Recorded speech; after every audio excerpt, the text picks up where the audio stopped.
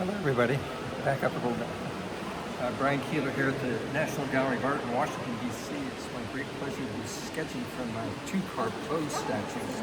Today that's Jean-Baptiste Carpeaux, the French artist of the 19th century. I've become a fan of his over many years. I've done paintings based on at least three of his statues. One is at the Clark Institute, and one is a famous ensemble that's in the Musée d'Orsay. It's called The Dance. It's a wonderful group statue. It's also on the front of the Paris Opera. If you come in to look at this one, I'm going to show you a second one that I did earlier today. It took me about an hour to do this sketch.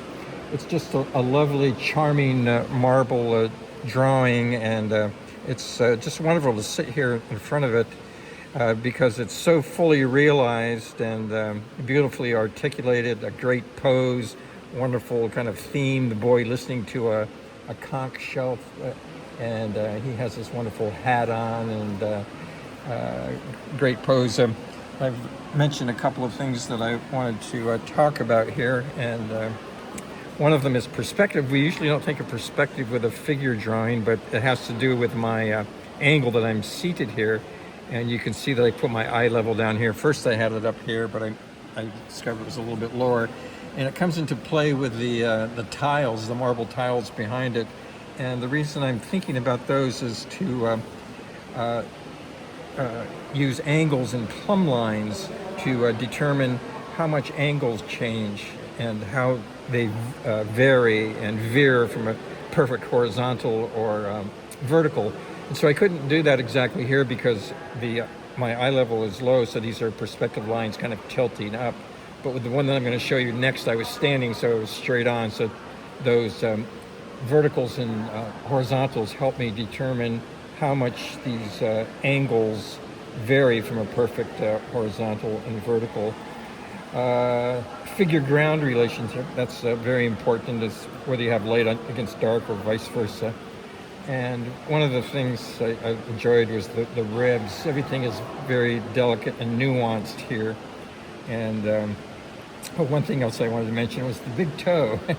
It's easy to overlook, but there's this famous drawing by Michelangelo.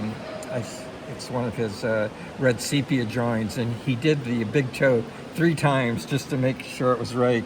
And so this big toe is kind of similar to the one that Michelangelo drew and put in the Sistine Chapel. So this is the title is The Neapolitan Fisher Boy. It's from 1857, and Carpeaux lived from 1827 to 1875. Now we're going to go on the other side here and show you the other one. So if you follow me over here.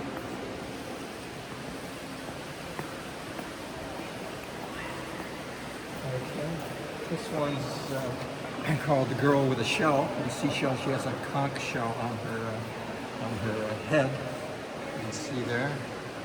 Beautifully articulated. The thing with marble, though, is everything has to be rendered and carved individually. It's not like a painting where you can suggest things. And the sculptor had to really, spend time with each part. And it's such a beautiful expression and pose. Wonderful contrapposto. It's a great example of contrapposto. The head is facing one way, the torso is another way. So if you come back here, you can see where I was standing. I'm standing right about here, and one of the things that happens in this one that didn't happen in the other one, we have foreshortening with these two thighs. This one especially, because I'm looking almost directly on it, so we have this concept of foreshortening, and somewhat with this leg here, this thigh too, and so it's a beautiful pose. And I especially like the ensemble of the arms, the angle of the arms. The hands are a wonderful combination there too, wonderfully realized. And you look at those fingers, he had to carve out each of those fingers individually very delicately. So it's really a masterwork. Beautifully done.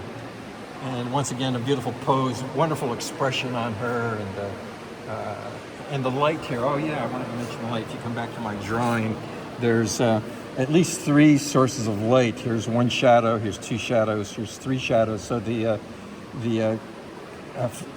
staff here at the NGA did a wonderful job of lighting this figure.